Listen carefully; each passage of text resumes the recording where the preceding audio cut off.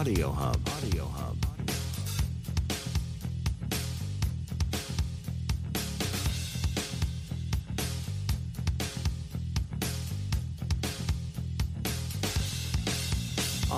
Bonsoir tout le monde, j'espère que vous allez bien. Moi je vais très bien. On est sur Un jour un métier, aujourd'hui avec Wesley Bagnidol. Bonjour. Bonjour Herman. Merci d'avoir accordé un peu ce temps pour nous. Ah, tout un plaisir. Salut à tous les followers d'Herman et je suis très content d'être là en tout cas. Je tiens à préciser une chose, c'est l'expert du métier, ok? Donc si vous me voyez avec le track, c'est normal quand on est avec quelqu'un qui maîtrise la chose qu'on fait. Je suis en train d'apprendre entre guillemets, je me considère en formation, voilà. Donc en fait aujourd'hui l'idée c'est quoi? On va parler d'orientation parce que Bagnidol va partager avec nous son retour d'expérience parce qu'il est en Italie quand même depuis pas mal de temps. Et aujourd'hui je pense qu'avec ce qu'il a pu voir au travers de son expérience, il va devoir nous donner quelques astuces pour ceux qui veulent venir ou pour ceux qui sont déjà arrivés et qui sont arrivés il n'y a pas très longtemps. Effectivement. Ouais. Alors, salut très chers followers d'Herman, je suis très content d'être là. Salut Herman, c'est un plaisir. Merci pour l'invitation et merci de me faire découvrir sur ta chaîne. Voilà. Donc oui, effectivement, je vis en Italie. Herman dit que je suis professionnel, je ne me considère pas comme tel, mais bon. Disons que je travaille, j'essaye de bosser dans la com depuis, tu le sais, depuis pas mal de temps quand même. Pas mal de temps, oui. Disons que j'ai commencé au Cameroun avec des entreprises pas si importantes, il faut le dire. Et puis je me suis retrouvé ici en Italie pour continuer mes études dans un domaine qui n'a carrément rien à voir avec la communication. C'est une passion la communication du coup? C'est une passion, c'est mon football comme je dis. Je ne suis pas fan de foot donc du coup je suis fan de com et tout ce qui va avec, je pousse et j'avance. Voilà. Donc voilà, c'est un peu ça, moi. Le Bagnidol. D'accord. Et du coup, tu es en Italie depuis 2012? Oui, c'est 2012, d'ici quelques jours, ça fera exactement 8 ans que je suis là. Moi, je suis arrivé bien après d'ailleurs. Et on est à Florence, on est en Italie parce que Bagnidol aujourd'hui vit en Italie. Il vit à Florence notamment. Ouais. Et déjà, pourquoi l'Italie? Pourquoi l'Italie? Sincèrement, c'est une question que même les Italiens me posent souvent. Parce que voyant ce que je fais et je veux dire la dualité qu'il y a entre ce que j'étudie et ce que je fais comme dans le domaine de la com et du journalisme notamment, ils me posent la question pourquoi l'Italie. L'Italie simplement parce que quand j'ai terminé le bac au Cameroun, je l'avais terminé avec une moyenne assez importante. Et j'ai une cousine que je salue d'ailleurs qui m'a suggéré de venir en Italie la retrouver puisqu'elle était seule et l'Italie aussi donnait des possibilités en termes de bourse, en termes de formation et tout ce qu'on connaît. D'accord, donc déjà tu avais quelqu'un chez qui aller? Oui, j'avais quelqu'un qui m'accueillait, j'avais quelqu'un qui devait me tenir la main pour les premiers pas. Mais au départ, je voulais aller au Ghana, ça c'est ce que j'avais dit à un moment. D'accord, au Ghana. Je voulais aller au Ghana ou au Nigeria si je n'allais pas à Buea, au Cameroun. D'accord. C'était mes destinations. Vraiment tout dans un écosystème anglophone. Je voulais être dans l'écosystème anglophone et si j'allais très loin, c'était en Afrique du Sud. Mais là, c'était pas trop mon truc. Je voulais être là. C'était Nigeria, Ghana, si ce n'était pas Buea juste à côté. D'accord. Maintenant, quand tu préparais ton voyage, tu savais déjà quelle filière tu venais faire en Europe? Oui, je savais la filière que j'allais faire, même si les conditions dans lesquelles je préparais mon départ n'étaient pas très faciles parce que j'ai eu des cours qui ne m'ont pas permis de me préparer assez. Je savais ce que j'allais faire, oui, je savais, mais j'avais préparé un plan B et on en parlera sans doute tout à l'heure. D'accord. Du coup, parce qu'en fait, cette question-là que je pose de savoir, est-ce que tu savais, il y a pas mal de gens finalement que j'ai constaté, moi déjà de par ma petite expérience en Europe, qu'il y a des gens qui viennent avec une idée de faire une filière et qui arrivent en Europe, se retrouvent en train de faire une autre filière.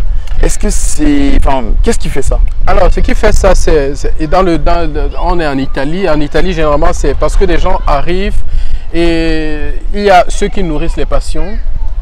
Je veux être pilote, je veux être ci, je veux être ça, je vais faire ingénierie aérospatiale, etc. Voilà, on est avec des gosses, on est avec des enfants et tout. Donc, et ils s'amusent. Donc voilà, excusez, on est avec des gosses. Donc je disais, on est en Italie. Ce qui arrive, c'est que des gens arrivent avec, des gens viennent avec l'envie d'étudier quelque chose. Donc voilà, je disais, on est en Italie et Les gens arrivent parfois avec l'envie d'étudier quelque chose sans se renseigner effectivement sur ce qu'il y aura, sur le contenu de la formation. Ce qui fait qu'il y a des gens qui arrivent et sont bloqués par mathématiques 1, arithmétique 2, etc. etc. Pour ceux qui font ingénierie, il y a ceux qui arrivent et commencent à étudier un truc qui ne leur plaît pas du tout. Et ils se rendent compte que ce n'est pas effectivement ce qu'ils voulaient. Ou alors, des gens arrivent et se rendent carrément compte que ils ne comprennent rien à ce qui est en train de se faire. D'accord, mais finalement, changer. est-ce que ça, c'est pas peut-être lié à la mauvaise information ou peut-être… Je ne vais pas dire que c'est la mauvaise information. Je ne pense pas que ce soit la mauvaise information. C'est le fait de ne pas aller chercher l'information. D'accord, donc l'information existe. L'information existe. Ok. Je m'explique. Sur les sites des grandes universités ici, des principales universités, de toutes les universités pratiquement, il y a, lorsqu'on choisit par exemple d'étudier Natural Resources Management for Tropical Rural Development, c'est un peu long, Okay. ce que j'étudie, Absolument, oui. ce que j'ai fait. Par exemple, si on va sur le site de l'université, le site de l'école, le site du cours, ça c'est par ordre, hein, ça veut dire l'université a son site, après l'école a son site, et puis chaque parcours a son site. Donc quelqu'un tape là, il va voir même les horaires de cours. Oui, mais je suis totalement d'accord, mais prenons un cas tout simple. Oui. Quelqu'un qui vit au Cameroun, qui n'est jamais venu en Europe, oui. Et qui est le premier de la famille, entre guillemets, à faire le parcours européen. Est-ce qu'il aura forcément accès à ce profil d'information? Parce qu'en réalité, je comprends bien qu'effectivement, ces informations-là existent. Mais connaissant la quantité et le profil de site internet qu'on a au Cameroun, est-ce qu'on peut avoir cette présence d'esprit-là, finalement, de savoir quelle cette ascendance existe réellement? Alors, moi, je dirais, la présence d'esprit, c'est ce qu'il faut. C'est ce qui est même nécessaire. Je dirais il faut savoir prendre attache avec les personnes qui sont déjà sur le lieu, qui vont vous dire chercher telle ou telle information. Et puis la curiosité. Je m'en vais à Florence, qu'est-ce que je vais trouver à Florence? Je m'en vais à Bologne, qu'est-ce que je vais trouver à Bologne? Je vais à Rome, qu'est-ce que je vais trouver à Rome? Je m'en vais à Rome étudier médecine. Qu'est-ce que je peux… Est-ce que Rome, l'université de Rome, est-ce que le secrétariat pourrait me mettre en contact avec un étudiant éventuellement qui est… Voilà. Ou alors, est-ce que l'université de Rome peut m'envoyer des brochures? Ils le font, hein.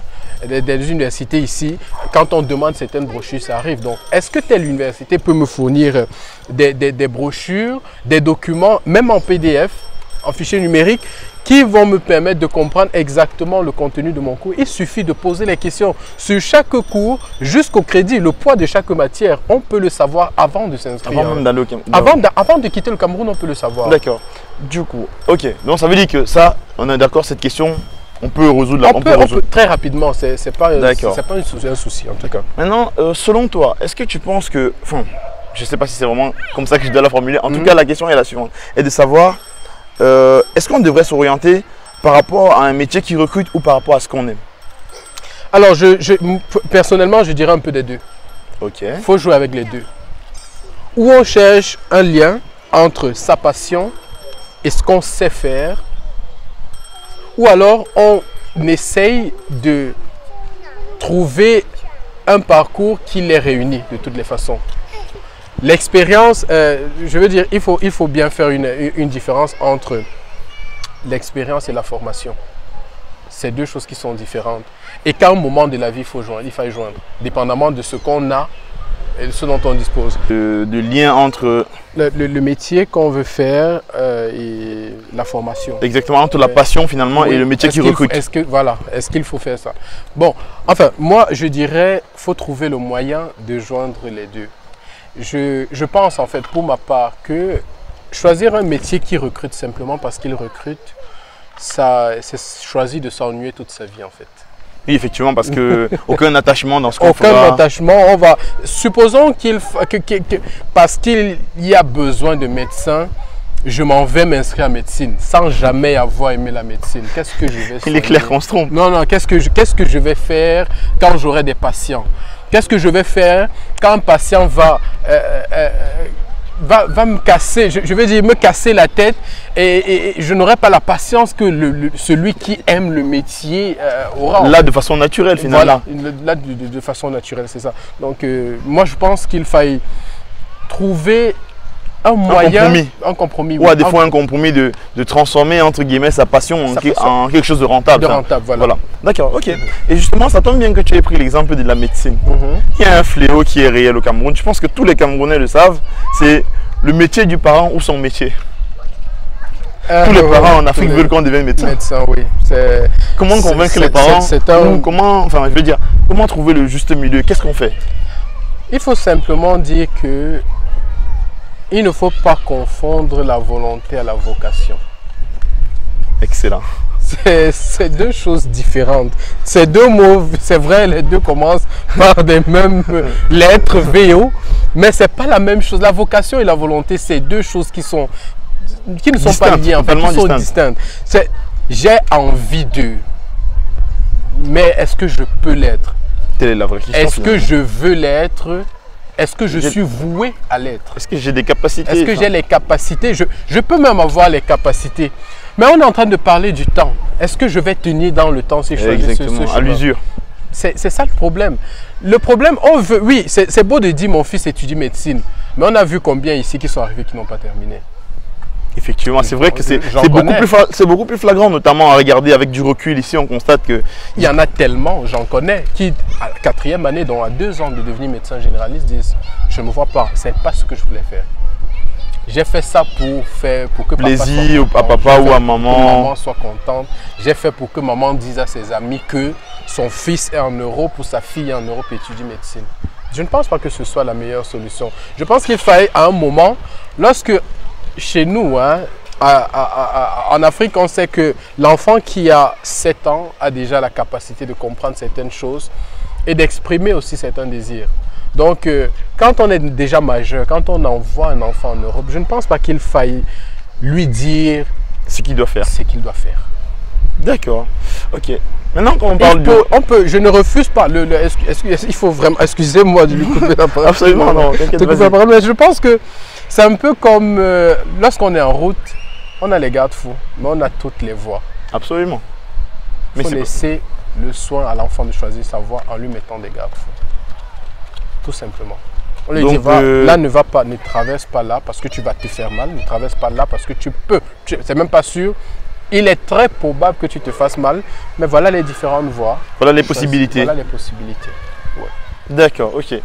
Maintenant, comme on est au Cameroun et qu'on parle entre guillemets du Cameroun vers l'Italie, si on va dire si un parent veut que son enfant voyage, si un parent aimerait que son enfant poursuive des études à l'étranger, en l'occurrence parlons du cas de l'Italie, quel est le bon moment pour commencer à, je sais pas, à se renseigner pour ce pays ou à regarder comment le fonctionnement? C'est quoi le bon moment? je dirais, le meilleur moment pour commencer quelque chose qu'on veut faire, qu'on veut vraiment faire, c'était hier. D'accord, très bien dit. Donc en gros, vraiment, dès qu'on y pense, on ouvre le bal.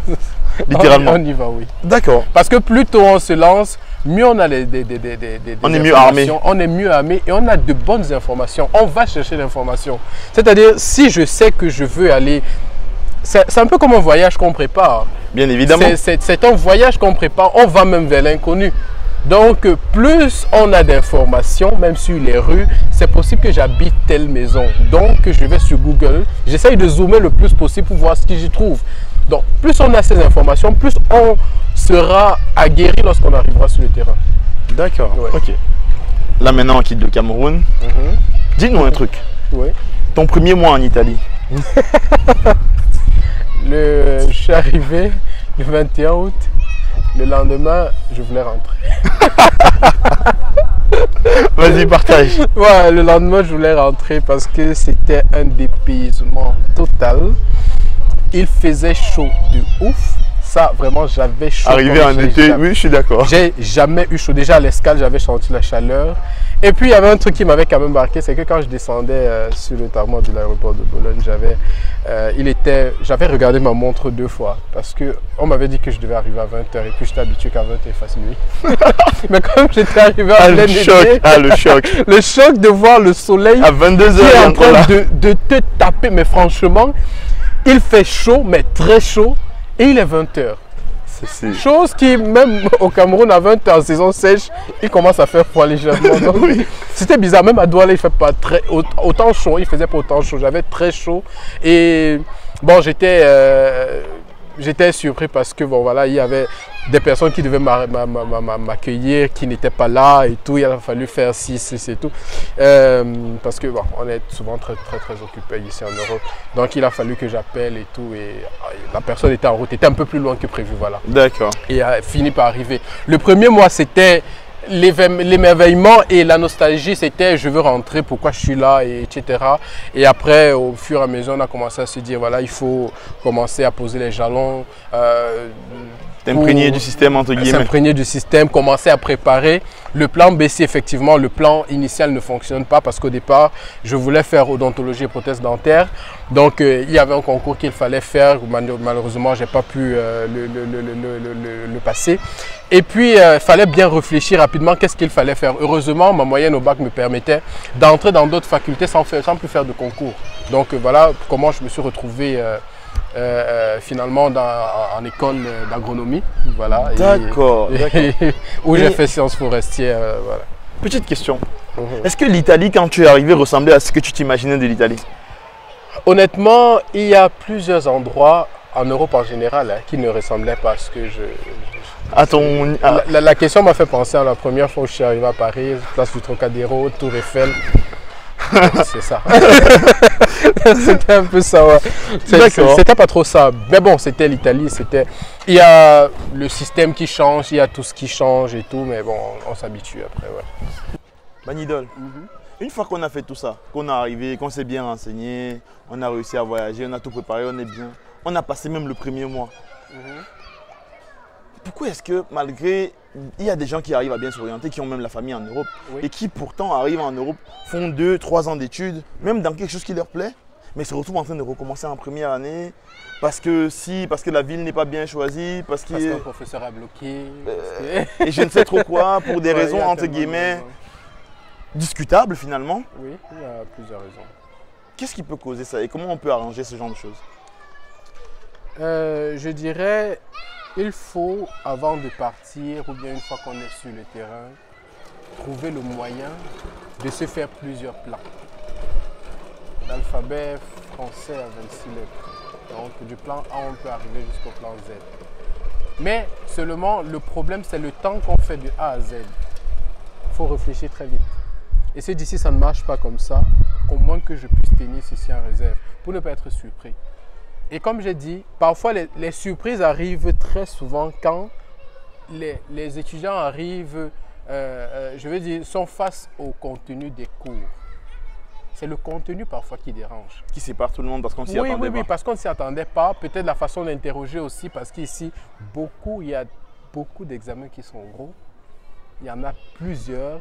Donc, si on est habitué à un système où on écrit, ici, il faut parfois discuter mathématiques, expliquer une propriété à un professeur en italien.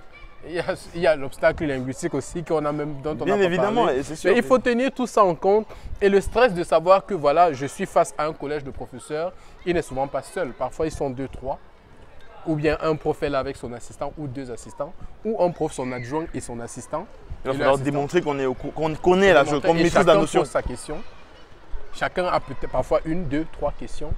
Et parfois rebondit sur vos réponses, etc. Il faut être capable de discuter. Si on dit, voilà une propriété par exemple, il faut discuter. Vous avez fait l'écrit, oui. Maintenant, discutons de ce que vous avez écrit. Et parfois, c'est ça qui frustre les gens. D'accord. Il y a tellement de facteurs. Il y a ceux qui arrivent, qui perdent la bourse, par exemple, la bourse d'études, et ça change tout dans leur vie parce qu'il y a le travail maintenant qu'il faut gérer, il y a l'école qu'il faut gérer. Et parfois, on n'arrive pas, on se dit, OK, si je choisissais une faculté qui me demandait la présence à 100% en classe, et la présence à 100% dans les études à la maison parce que je n'avais pas de travail. Maintenant, il faut gérer un travail parce qu'il faut que je paye un loyer. Tout en gérant les 100% quand même qui étaient déjà là. Et là, maintenant, on n'a plus ce temps-là parce que les trucs comme les études comme médecine, c'est difficile de faire médecine et d'avoir un boulot à côté. C'est un peu difficile. Ou bien il faut être hyper organisé. Je n'ai pas fait médecine, mais je parle, comme on dit en anglais, out of experience of my friends. Donc, ce sont expérience des amis. Des amis, voilà, qui me font dire que voilà, c'est pas facile de tenir. C'est pas évident. C'est pas évident. Et surtout dans le contexte italien. D'accord. Et justement, avec ce retour-là, qu'est-ce que toi, tu pourrais dire à quelqu'un qui est arrivé il y a 2 jours pour optimiser finalement son orientation en Italie? il doit avoir des, je veux dire, il doit avoir des stratégies, il doit avoir quand même quelques petits plans à connaître, je veux dire quelques petits éléments qui pourraient aider à diminuer la marge d'erreur finalement. Diminuer la marge d'erreur, d'abord, c'est très important. Éviter de prendre les informations au quartier, entre guillemets. C'est-à-dire, et dans le système de ce pays qu'on connaît bien, pour une information qui est importante, essayez de demander, même dans un bureau, au maximum de personnes possible.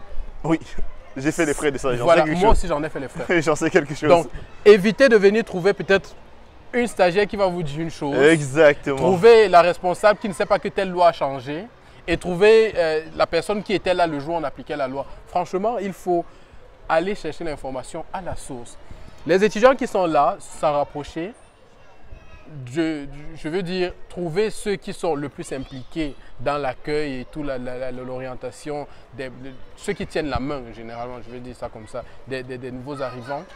Il faut s'en rapprocher, c'est important. Mais lorsque vous avez besoin des informations sur votre carrière, allez au secrétariat. C'est important d'aller dans le secrétariat de la spécialité, bien évidemment. De l'école. D'accord. Oui. Et juste comme ça pour savoir, en comparaison avec Lyon, parce que je connais un peu plus Lyon puisque j'y vis. À Lyon, par exemple, il y a une association qui est dédiée aux étudiants camerounais. Oui. C'est le cas en Italie ou du moins à Florence? ETUCAF, oui. ETUCAF, c'est une. Je salue d'ailleurs la bravo de ces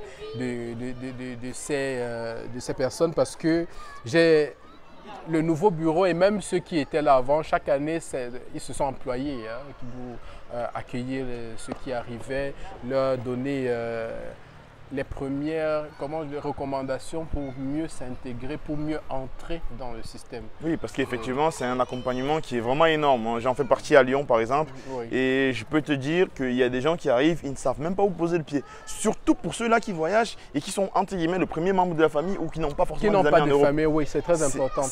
C'est assez compliqué à mettre en place ce genre de choses. Enfin, c'est compliqué parce que déjà, il faut avoir le contact des personnes qui vont les accueillir. On parle de maison. Parce que imaginez qu'on quitte le Cameroun avec je ne sais pas quelle somme et arriver ici où il faut payer une chambre d'hôtel à 30. Si on va faire la comparaison, on a 30 000, 50 000 francs par nuit. Ça devient tout très compliqué. Voilà. Ça va très très vite. Voilà. Ça va très, très et vite. Le CFA qu'on a converti avant de partir, je veux dire, oui, il y a une sacrée plongée. Oui, ça plonge très rapidement et du coup, c'est pas facile de soutenir les coûts. Donc du coup, on est parfois obligé de jongler, c'est le terme même qu'on utilise, jongler. Soit dans les résidences universitaires, soit chez des privés qui parfois aussi, on en trouve des véreux. Donc, il faut savoir jouer dans tout ça. Et c'est un écosystème qui est mieux connu par ceux-là qui accueillent. C'est pour ça que l'association a été mise sur pied pour éviter justement que les personnes se retrouvent dans des cercles assez des spirales complexes ou des situations compromettantes. Donc, si vous allez dans une ville où ces personnes-là existent, ces associations-là existent, n'hésitez pas à les contacter. Les contacts sont là à Florence et ETUCAF. Avant même d'aller dans ces villes, je pense que d'où vous êtes déjà aujourd'hui, vous commencez déjà à chercher parce que je pense celle de Lyon par exemple, il suffit d'aller sur Google, c'est même inscrit à la préfecture. Donc c'est une association purement bien déclarée. Voilà. Donc dès lors que c'est comme ça, il suffit d'aller sur internet, commencer déjà à chercher. Sur Facebook, il y aura forcément une page. Et si vous écrivez, même si vous écrivez à la mauvaise association, elle va vous rediriger vers la bonne. Ça se fait. Même sur Facebook, tapez une ville et cherchez, allez sur la catégorie personnes. Et il y a des personnes de cette ville. J'ai dit, on est Camerounais. Hein. Je pense que si vous cherchez Tagne ou je sais pas, Camdem, un nom de Camerounais sur une ville. Je sais pas, oui, peu importe. Voilà. Un nom de Camerounais dans une ville. Et puis vous sélectionnez par personne et la ville, vous aurez quelqu'un. Et à partir de là, ça vous permet déjà d'avoir au moins une oreille déjà dans la ville où vous allez. Et c'est toujours bien d'avoir au moins quelqu'un qui a l'œil où vous voulez aller. C'est toujours une bonne chose à prendre. Et je dirais que si vous avez besoin, moi, mon Herman laissera le… Absolument, il y aura le contact de Bagnidol directement dans la description. Il y aura tout le nécessaire si vous avez des questions par rapport à l'Italie et en particulier Florence qu'il connaît un peu bien. Et Bologne également, oui, parce qu'il ne faut pas oublier qu'il a étudié également à Bologne. Il vous donnera déjà d'amples informations là-dessus. Donc, merci déjà, Bagnidol, d'avoir accordé de ton temps. Oh, c'est un plaisir. J'espère que ce sera également une autre. On en fera peut-être une autre avec le temps où on parlera pourquoi pas. beaucoup plus de ton métier où tu donneras quelques conseils pour des gens comme moi qui ont du mal avec la parole en public. Hein. Non, c'est pas un problème. Là, on va gérer. Ouais. On travaillera là-dessus parce que je pense que c'est une thématique qui concerne pas mal de gens parce que de nos jours, avec le numérique, on est appelé à s'exprimer davantage devant les gens parce qu'on ne se déplace plus beaucoup. Le travail est des télétravail maintenant, donc des rapports sont appelés à s'exprimer comme ça, à expliquer des choses. Donc la prise de parole en public devient de plus en plus capitale entre guillemets. Donc très prochainement, on ne sait pas quand, mais je pense qu'on travaillera là-dessus. On travaillera dessus sans doute. C'est un sujet dont on a déjà parlé. En plus, en bac, exactement. Merci de nous avoir regardés. J'espère que vous avez aimé le type de contenu. Si c'est le cas, dites-le moi en commentaire. Peu importe la question qui vous vient en tête, dites-le en commentaire, j'essaierai de répondre. Surtout, n'oubliez pas de vous abonner sur la chaîne. C'était Herman. Ciao, ciao les gars.